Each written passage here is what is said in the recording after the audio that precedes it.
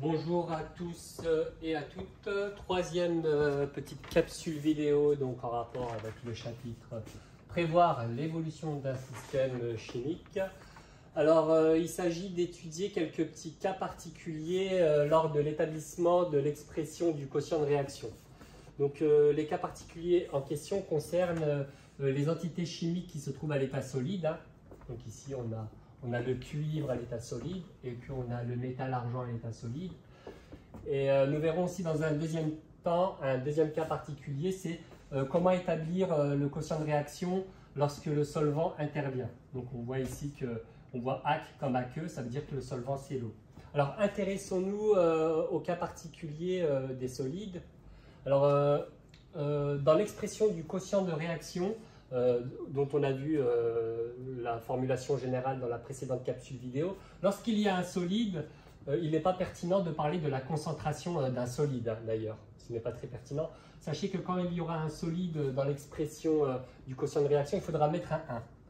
Donc allons-y, établissons l'expression du quotient de réaction conformément aux règles qu'on avait définies précédemment. On tire un trait de fraction et nous devions mettre les concentrations molaires des entités chimiques qui se trouvent en phase aqueuse. Donc là, les ions Ci2+, se trouvent bien en phase aqueuse.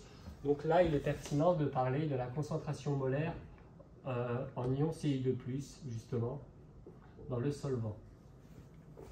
Le coefficient stoichiométrique est de 1 ici, donc à la puissance 1.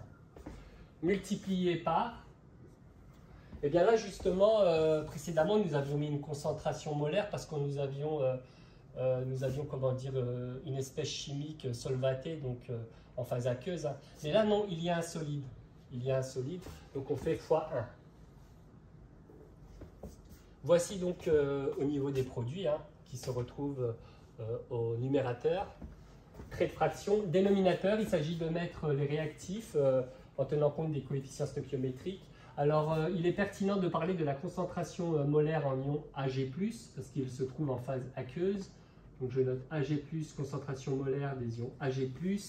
À la puissance, le coefficient stoichiométrique, le 2 ici, multiplié par la concentration molaire du deuxième réactif. Là, c'est un solide, c'est pas très pertinent de parler de la concentration molaire d'un solide qui n'est pas solvaté dans une solution aqueuse. En tous les cas, c'est un solide, on met un 1. Ce qui donne finalement pour l'expression du quotient de réaction une expression simplifiée suivante. Ci2+ aqueux divisé par Ag+ au carré. Sachant que le quotient de réaction est une grandeur qui peut être calculée à différents instants. On peut calculer le quotient de réaction à l'instant initial.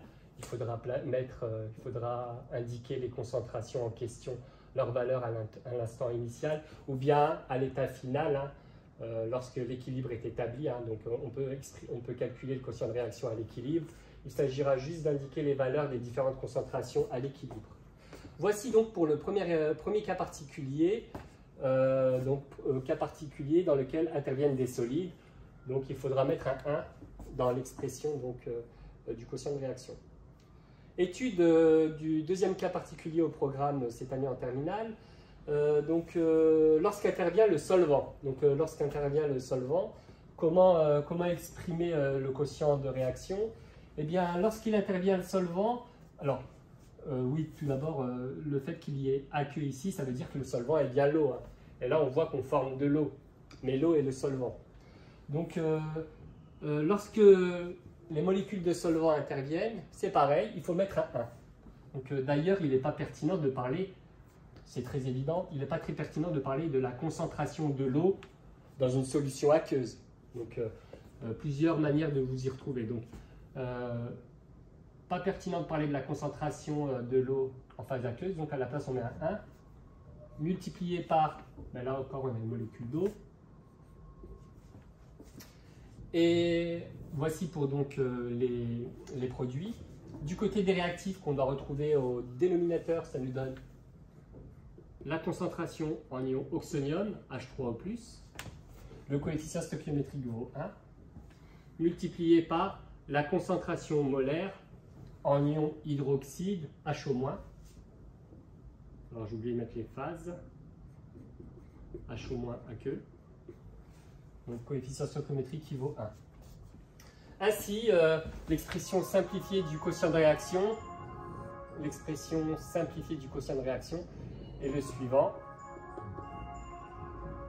AQ multiplié par la concentration en ion hydroxyde.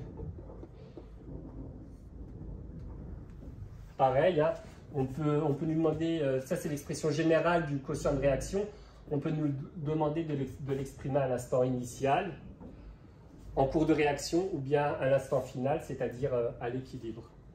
Ben, je vous remercie de m'avoir suivi hein, dans cette capsule vidéo qui a consisté à exprimer le quotient de réaction et d'évoquer quelques cas particuliers.